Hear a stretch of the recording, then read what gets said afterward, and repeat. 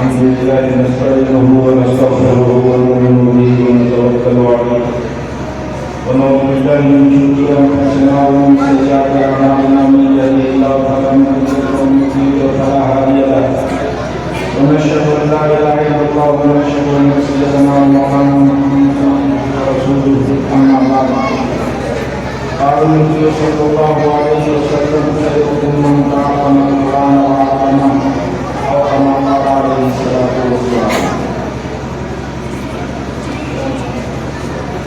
وہ معزز تھے زمانے میں مسلمان ہو کر، وہ معزز تھے زمانے میں مسلمان ہو کر، ہم خار ہوئے دلالت قرآن ہو کر.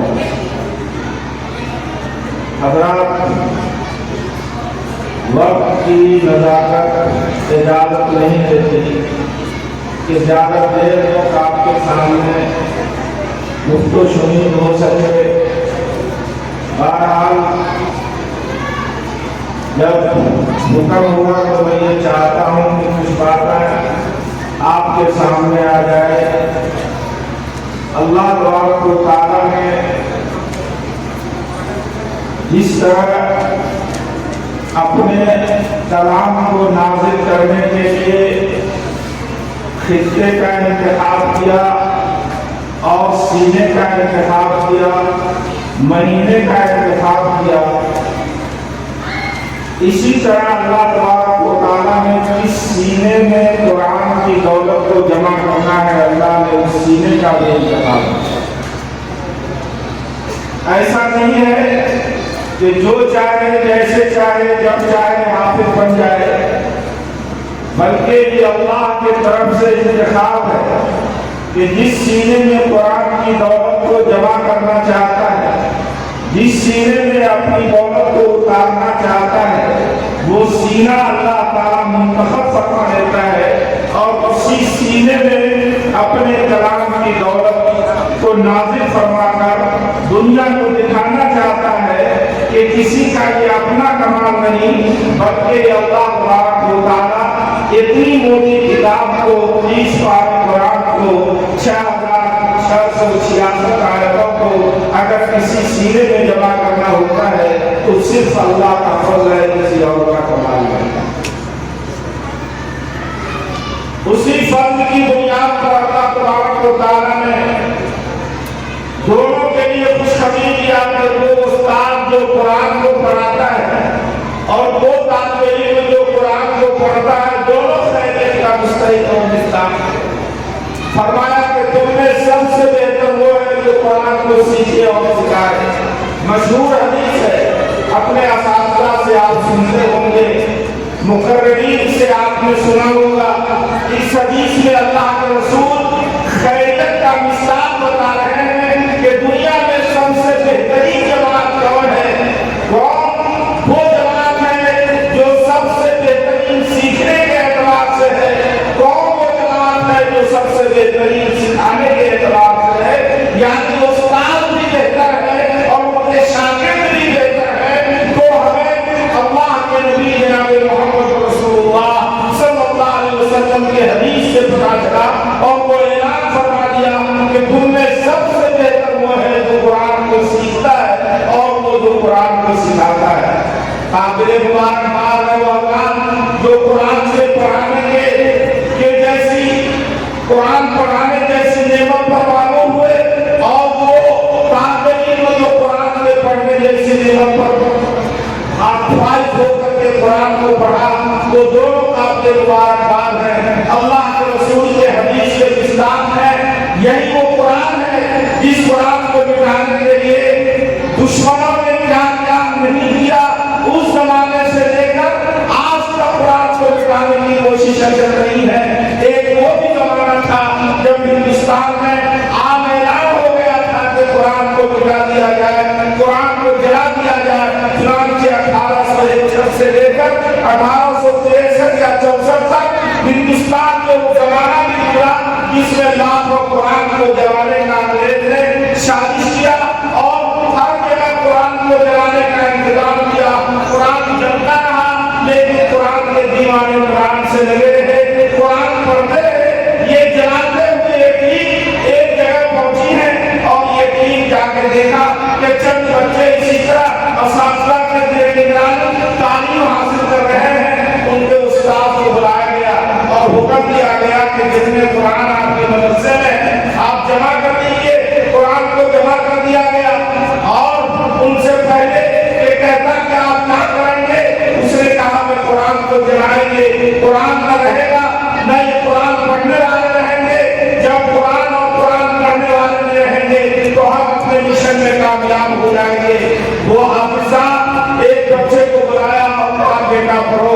الحمدللہ سے وہ بچہ شروع کرتا ہے، پورا قرآن پارے پارے پڑھتے چلے جا رہے ہیں، کہیں اٹکتا ہے، دوسرا بچہ آ کر کے رکما دیتا ہے، وہ اٹکتا ہے، تیسرا آ کے رکما دیتا ہے۔ حافظ صاحب کو جلال آ گیا، انہوں نے کہا کہ قرآن کو تم جلا سکتے ہو لیکن جس سینے میں یہ قرآن ہے اس سینے کا کیا کرو گے؟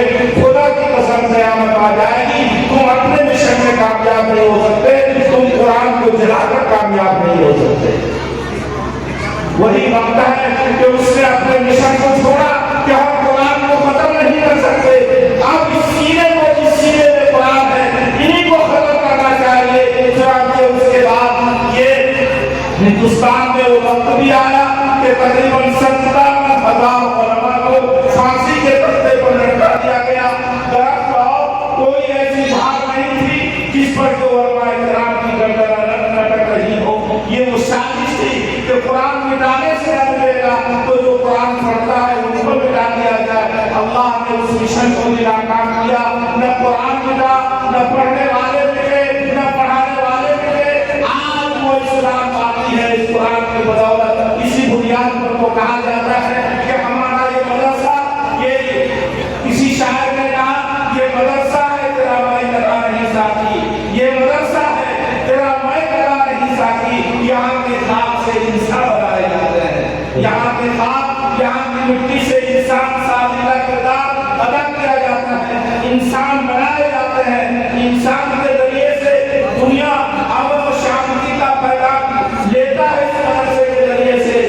آج بھی دشمن اپنے اس مشن میں ناکام ہے اور مشن کو جاری کیے ہوئے ہیں کہ کس طرح قرآن کو مٹایا جائے، کس طرح مدرسے پر اعتراض کیا جائے، کس طرح مدرسے کے بچوں، مدرسے کے پڑھنے اور پڑھانے والوں پر دہشت گردی کا الزام لگایا جائے اور کس طرح لوگوں کے ذہن میں ان کو بدنام کیا جائے۔ علماء کو عوام سے جوڑنے کی پوری کوشش کی جا رہی ہے۔ دانشور جو اپنے آپ کو عقل مند اور روشن خیال کرتے ہیں، ان کے سر میں سر ملا کر آج وہ بھی ان کی آواز میں آواز ملا کر مدارس پر اعتراض، مدارس کو پڑھنے والے پر اعتراض اور مدارس کے کردار سازی پر اعتراض کرتے ہیں۔ خدا کی قسم وہ اپنے آنکھوں سے آ کر دیکھے کہ مدرسہ کیا کر رہا ہے اور مدرسے کے ذریعے سے کیا پیغام جا رہا ہے۔ آج یہ چھوٹے چھوٹے بچے جو اپنے سینے میں قرآن کو لیے ہوئے ہیں اور قرآن کے ذریعے سے اپنے دین کی حفاظت کا دائرہ پیدا کیے ہوئے ہیں اور اس کے ذریعے سے اپنے اسلام اور ایمان کی حفاظت کرنا چاہتے ہیں، آج یہ دنیا کے لیے امن و شانتی کا پیغام بھی ہے اور یہ دنیا کے لیے کردار سازی کا پیغام بھی ہے، یہ دنیا کے لیے اور ایسے روشن خیالوں کے لیے منہ پر تماچا بھی ہے کہ ہم مدرسے میں پڑھنے والے امن پسند ہوتے ہیں، ہم مدرسے میں پڑھنے والے کردار صاف ہوتے ہیں، ہم مدرسے میں پڑھنے والے امن و شانتی کا پیغام بر ہوتے ہیں، ہم مدرسے میں پڑھنے والے ہم ایک ایک فرد کا درد رکھنے والے ہوتے ہیں اور یہی مہتاب بن کر ایک دن یہی ذرہ مہتاب بن کر چمکے گا اور اس کی چمک سے پوری دنیا سیراب ہوگی۔ آج وہ پیغام دے کر یہ مدرسہ احیاء العلوم اور ان کے اساتذہ کرام اور ان کے ذمہ دار اور ان کے اراکین ان کی محنت کا نتیجہ ہے کہ ایک جمع کثیر اتنا بڑا سلسلہ، اتنا بڑا مجمع آج حافظ قرآن بن کر جن کے سینے پر دستار سجائی جائے گی، جس سے سر پر پگڑی باندھی جائے گی اور وہ اعلان کر کے نکلے گا کہ ہم امن و شانتی کا پیغامبر بن کر نکل رہے ہیں، اپنے ایمان و اسلام کی حفاظت کرنے والے بن کر نکل رہے ہیں اور یہ تمام کے تمام پیغام لے کر ہمارے سامنے موجود بھی ہے اور دنیا کو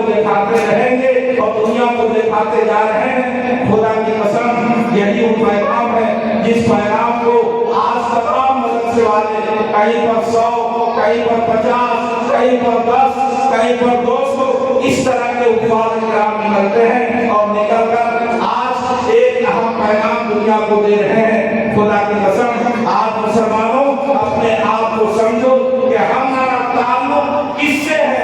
पढ़ने पढ़ाने वालों से है। अल्लाह के रसूल जनाब मोहम्मद रसूलुल्लाह सल्लल्लाहु अलैहि वसल्लम ने फरमाया कि ऐ मुसलमानों, तुम या तो पढ़ने वाले बन जाओ, या पढ़ाने वाला बन जाओ, या इससे ताल्लुक रखने वाले बन जाओ, इससे मोहब्बत करने वाले बन जाओ। खबरदार खबरदार, चौथा न बनना, इनकी मुखालफत करने वाला न बनना।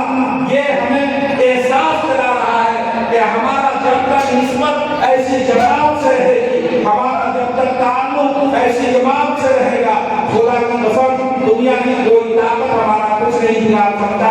और जब हम इनकी मुखालफत करने वाले बन जाएंगे तो हम खुद बिगड़ जाएंगे। अल्लाह के रसूल की वही हमारा दामन पकड़ के खींच लेगी और ये सामने आएगी ये बात कि अगर हम हलाक हुए तो अपने एतबार से हलाक हुए। इसलिए मुसलमानों, आप इनका मुआइन बनिए, इनका ताउन करने वाला बनिए।